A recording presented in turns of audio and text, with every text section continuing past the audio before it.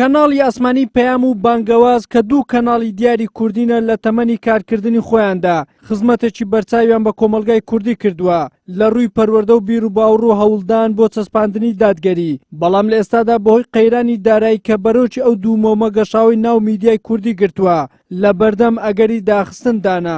حق وایە مسلمانان هەرچی بۆیان بکرێ بۆ بەردەوامبوونی ئەم کەناڵانە کە چاکن کەشتی چاک بەڵاو دەکەنەوە بۆیان بکرێ بیکەن. تۆڕی میدیای کۆمەڵ لە پێناو بەردەوامبوون و دەستنەبردن بۆ داخستنی پەیام و بانگەواز لە ڕۆژی یەکشەمەی ڕابردووە کەمپینی بۆ ئەوەی بەردەوام بین تکایە هاوکارمان بن ڕاگەیاندووە.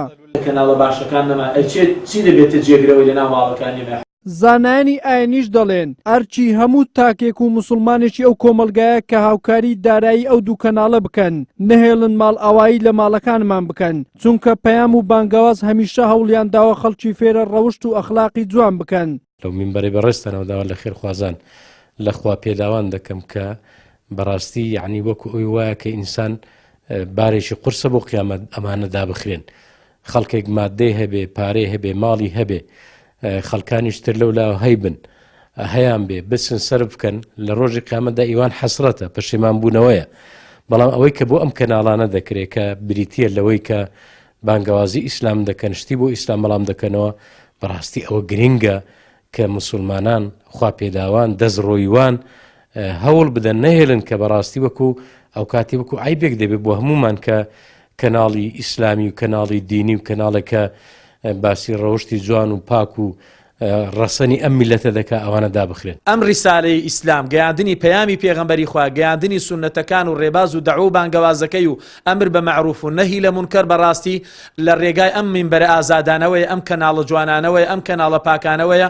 بۆیە بەڕاستی ئێمە داوا دەکەین لە خەڵکی مسلمانی خۆمان پشتگیری چۆن لە مامۆستایەکی ئاینی دەکەن ئەوها پشتگیری ئەم کەناڵانە کە هی مامۆستایانی ئاینیە کە مینبەری ئێمەیە کە مینبەری حەقبێژانە کە مینبەری هەژار و نەداران کە مینبەری بێنەوا و هەتی و نەواکانە بەڕاستی بەهانانەوە بچن هاوکاریان بکەن خوای پەروەردیگار بە جیهاد و دەعوە و بانگەوازی و خوای پەروەردیگار بیکاتە سەدەقەیەک لە بۆ قیامەت و دوا ڕۆژیان ببێتە مایەی سەرخستنی پەیامەکەی پێغەمبەری خوا سەڵسەم کە ئەوانش لە قیامەتە بڵێن ئێمە خوایە گیان بمان خەڕیزی ئەو کەسانەوەی کە بەرگریان کرد لەم پەیامە جوانە بە ماڵ و سەروەت و سامانی خۆیان. کەناڵی جەنابتان کە پەیامە بەڕاستی دەورێکی زۆر کاریگەری بینیوە بۆ چەند بابەتێک. یەک لەوانە بۆتە بنەمایەکی زۆر بەهێز بۆ ڕاوەستان و ئیستیقامەی خێزانەکان. ئەمنیەتی ئەم وڵاتە بەشێکی کەوتۆتە سەرشانی ئەم کەناڵە بەڕێزانەی کە بە سدق و ئەمانەتەوە هەواڵەکان نەقل دەکەن. داخستنی ئەم جۆرە کەناڵانە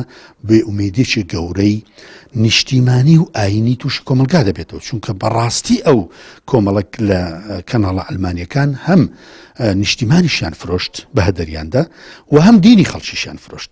کەناڵی ئاسمانی پەیام و بانگەواز وەکو دوو تەلەڤیزیۆنی هاوسەنگ و بوێر و ڕازگۆ بەرداوام لەبەرەی خەڵک دابوونە و کاریان بۆ خۆشگوزەرانی هاوڵاتیان و پێکۆژیانی سەرجەم پێکاتە و ئایدیا جیاوازەکان و پەروەردەکردنێکی تەندروستی کۆمەلگا کردووە.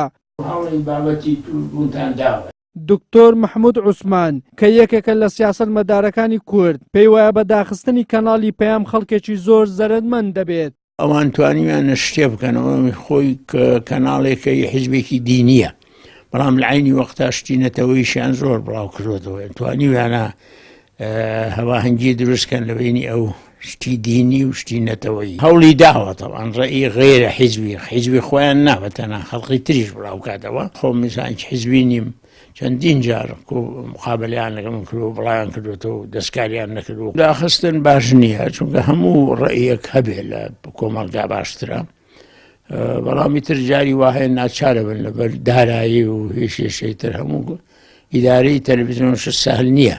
ڕەنگە بە کوژاندنەوەی مۆمی پەیام و بانگەواز پێش سەرجەم چین و توێژەکان چینە چەساوەکانی ئەو کۆمەلگایە و مسلمانان زەرمەندی یەکەم بن، چونکە دوو مینبەری حەقبێژ کە ماوەیەکی زۆرە بەرگری لە حەق و مافیان و ڕەواندنەوەی ئەو تۆمەتانە دەکات کە بە ئیسلام دەکرێن لە ساحەی میدیای کوردی نەمێنێن. بەڵام ئەگەر وەکو چۆن لە ڕابردوودا خوا پێداوام بەردەوام هاوکار و پشتیوان بوون ئەم جارەش هاوکاری دارایی پەیام و بانگەواز بکەن ئەوە ئەو دوو کەناڵە بە دەنگێکی زوڵاڵتر داوای مافی هاوڵاتیان دەکەن. وەلی سەلیم کەناڵی ئاسمانی پەیام هەولێر.